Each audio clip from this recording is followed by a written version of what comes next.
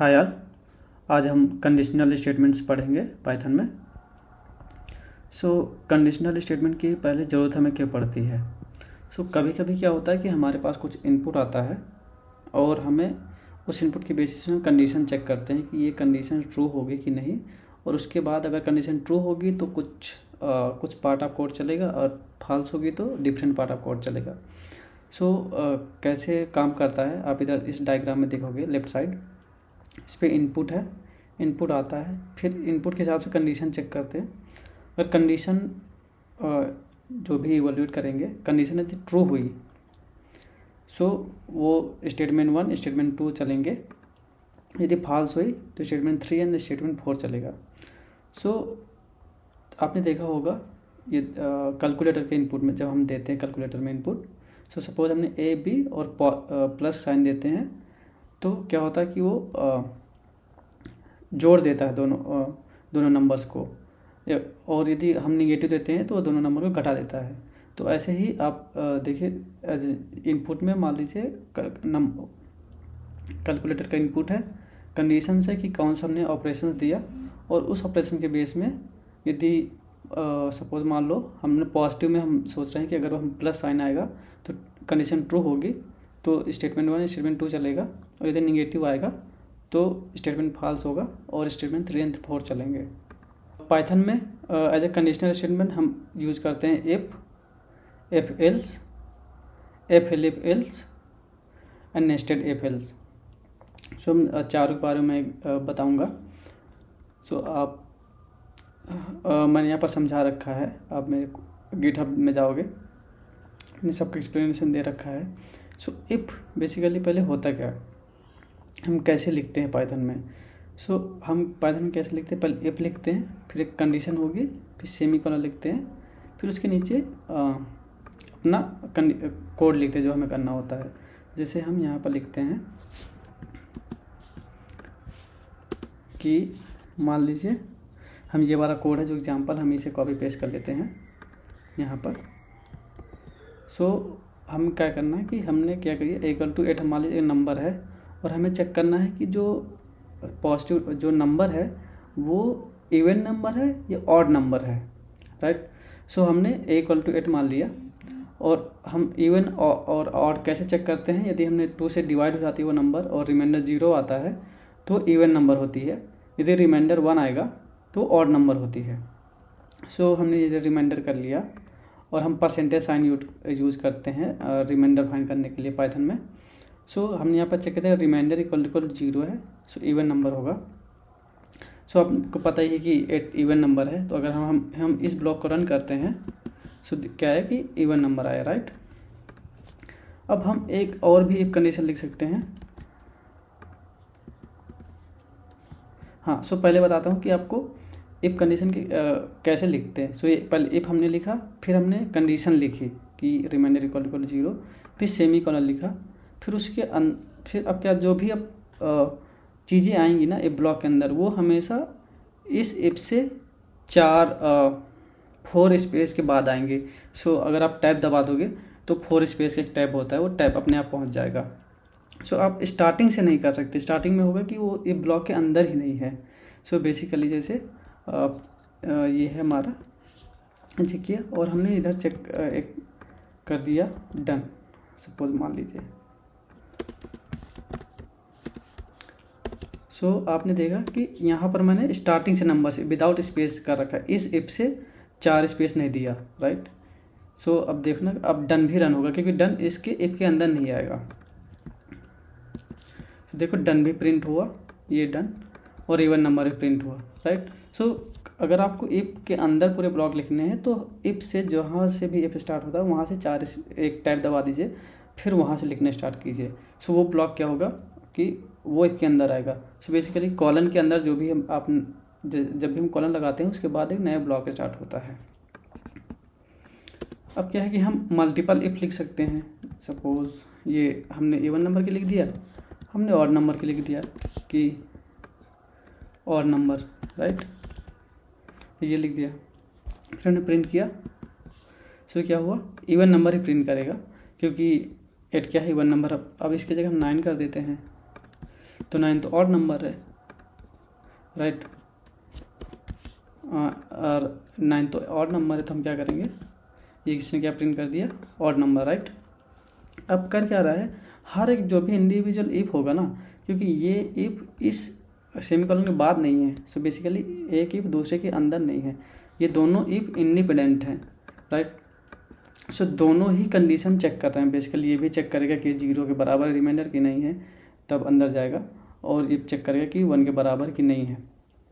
But so दोनों if एक साथ बेसिकली इंडिविजुअली रन होंगे। बट हमें पता है कि कोई नंबर यदि इवन है तो ऑड नहीं होगी, यदि ऑड है तो इवन नहीं होगी, राइट। कोई ना कोई एक होगी। तो सो अगर हमने इवन चेक कर लिया तो हमें और चेक करने की ज़रूरत नहीं है, राइट। सो हम कैसे करेंगे कि मतलब दोनों चेक ना हो। सो इसके लिए हम क्या करते हैं, एफ एल्स का यूज करते हैं। एफ एल्स में क्या होता है, ये हम एफ एल्स यूज करते हैं यहाँ पर। सो यहाँ पर ये आ गया और 9 कर दिया, राइट। अब जो एफ एल्स है यहाँ पर अब यहाँ पर क्या आएगा कि बेसिकली यहाँ पर क्या हो रहा था कि यहाँ पर दोनों इफ चल रहे थे एक साथ, बट यहाँ पर क्या होगा, इफ और एल्स का कंडीशन क्या होता है कि रिमाइंडर जो होता है, अगर इफ कंडीशन ट्रू हो गई तो इसे प्रिंट कर देगा, नहीं वो इधर चेक नहीं करेगा, केवल ये वाले अंदर चला जाएगा। सो बेसिकली 2 बार वो चेक नहीं करेगा। सो यहाँ पर सपोज 9 है तो क्या कर देगा, ऑड नंबर, राइट। सो इस तरह हम एफ एल्स यूज करते हैं। और ये है कि एल्स है, एल्स पार्ट आप बिना एफ की यूज नहीं कर सकते, आपको एफ चाहिए ही चाहिए होगा। और इफ है तो आप इंडिविजुअली भी यूज कर सकते हो, तो आप ये ध्यान रखना। दूसरा है कि अगर मान लो मल्टीपल कंडीशंस हो गई, मान लीजिए कुछ हमें और ज़्यादा कंडीशन आ गई, तब हम कैसे करेंगे, क्योंकि इस पे तो केवल 2 कंडीशन हम चेक कर पा रहे हैं कि इवन है या ऑड है। सो अगर मल्टीपल कंडीशन है तो हम उसको यूज करते हैं एफ एलिफ एल्स। सो जो एलिफ है जो वो क्या है कि एल्स का शॉर्ट हैंड है, elif is short hand of else, right. तो अब इस पे हम जाएंगे, आप देखोगे ये एफ, इस पे क्या होता है, जो आप यहाँ पर चेक करोगे, इफ कंडीशन होती है पहले, फिर कंडीशन होती है, फिर एलिफ होता है, फिर कंडीशन 2 होती है, और फिर एल्स होता है। सो जैसे हम एग्जांपल देखते हैं यहाँ पर,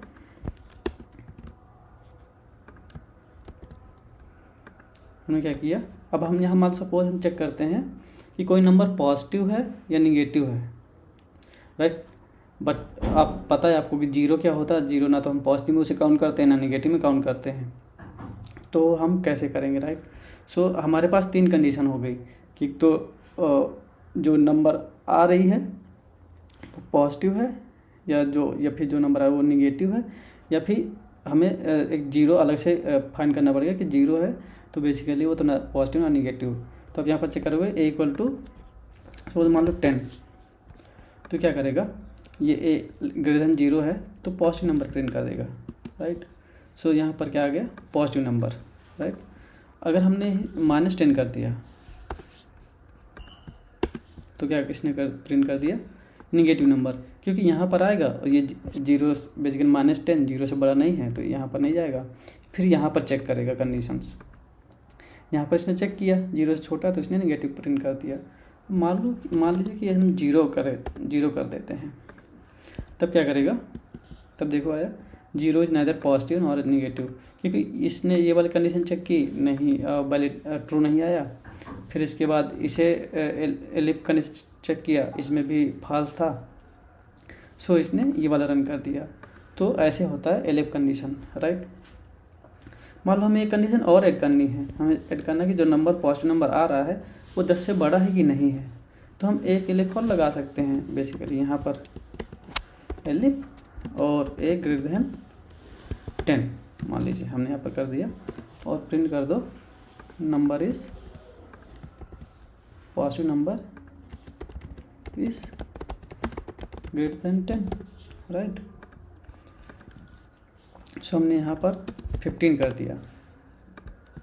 तो अब देखो ओके, इसे हम ये वाली कंडीशन पहले ही आ जाएगी, तो बेसिकली ये कर देगा। ठीक है, हम इसे नेस्टेड में देखते हैं, या फिर हम ये वाली कंडीशन को हमें ऊपर लिखना पड़ेगा और फिर एलिफ में लिखना पड़ेगा, लाइक ऐसे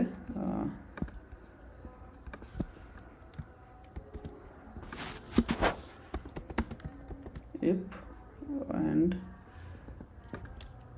एलिफ, राइट, और इसे हटा दो। सो यहाँ पर आप चेक करोगे तो यहाँ पर प्रिंट करेगा positive number is greater than 10, right. So मैं इधर ही बता रहा था कि अगर मल्टीपल आपको कंडीशन लिखनी है तो आप मल्टीपल एलिफ यूज़ कर सकते हो, राइट। ये एलिफ हो गया और ये एलिफ हो गया, ठीक है, ये हो जाएगा। और इसके बाद ये हमने तीनों चेक कर लिए, चेक हो गया, इफ एल्स हमने देख लिया, इफ एलिफ एल्स भी देख लिया। इसके बाद हम क्या करते हैं कि नेस्टेड इफ, मतलब एक इफ के बाद और भी कंडीशन हो सकती है।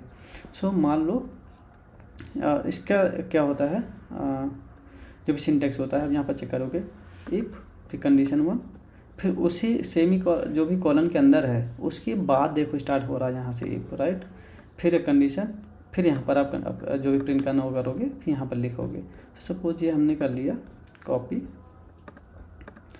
और हमने ये क्या किया, अब इसमें हम क्या कर रहे हैं कि ये चेक करें कि जो इवन नंबर है वो 5 से बड़ी है या नहीं है, बड़ी, राइट। क्योंकि देखो इफ पहले ये चेक करेंगे कंडीशन, इसके बाद क्या चेक करेंगे, प्रिंट है इवन नंबर, राइट। फिर अगर वो 5 से बड़ी आएगी तब देखो ये इफ चलेगा। तो आपने देखा होगा कि ये वाले इफ में और ये वाले इफ में देखो, यहाँ से देखोगे ना तो 4 स्पेस का डिफरेंस है, राइट। सो यहाँ और ये कॉलन के अंदर बेसिकली है, ठीक है। सो जो ये वाला इफ है ना, सो पहले इस इफ के लिए पहले ये वाला इफ रन होगा, तभी रन होगा। अगर ये इफ कंडीशन के यही ट्रू नहीं हुआ तो ये अंदर फ्लो ही नहीं जाएगा। तो ये कुछ हो गए, तो आप देखोगे सपोज मान लीजिए हमने 8 कर दिया, 8 है, और हम एंटर करते हैं तो देखो क्या आया, इवन नंबर, क्योंकि ये रिमाइंडर 0 था और इसने ये वाला प्रिंट कर दिया इवन नंबर। उसके बाद इसने ये वाली कंडीशन चेक की कि रिमाइंडर जो है 5 से बड़ा है कि नहीं है। सो हमने अच्छा ओके रिमाइंडर कर दिया हमने, हमें यहाँ पर 1 करना चाहिए था जो भी नंबर आ रहा है, ठीक है। हम दोबारा रन करते हैं इसे। सो देखो इवन नंबर ग्रेटर देन 5 आ गया। सो यहाँ पर पहले इसने चेक किया रिमाइंडर 0 है, 8 इवन नंबर है तो रिमाइंडर 0 आएगा, तो इसने प्रिंट कर दिया इवन नंबर। फिर 1 ग्रेटर देन 5, तो यहाँ पर चेक किया even number greater than 5, right. मान लीजिए अब ऑड नंबर है तो ये वाले इफ रन ही नहीं होंगे, राइट। सो यहाँ पर क्या आएगा, यहाँ पर देखो ऑड नंबर, राइट। सो यहाँ पर ये इसके अंदर फ्लो ही नहीं गया, नहीं अगर ये वाला इफ कंडीशन इस पे डिपेंड नहीं होता तो बेसिकली ये वाला एल्स स्टेटमेंट प्रिंट होना चाहिए, राइट। बट क्योंकि ये इसका पेरेंट इफ की ही कंडीशन ट्रू नहीं थी तो ये अंदर फ्लो ही नहीं गया। सो आपने चेक किया ऑड नंबर। सो यस, आज के लिए इतना ही।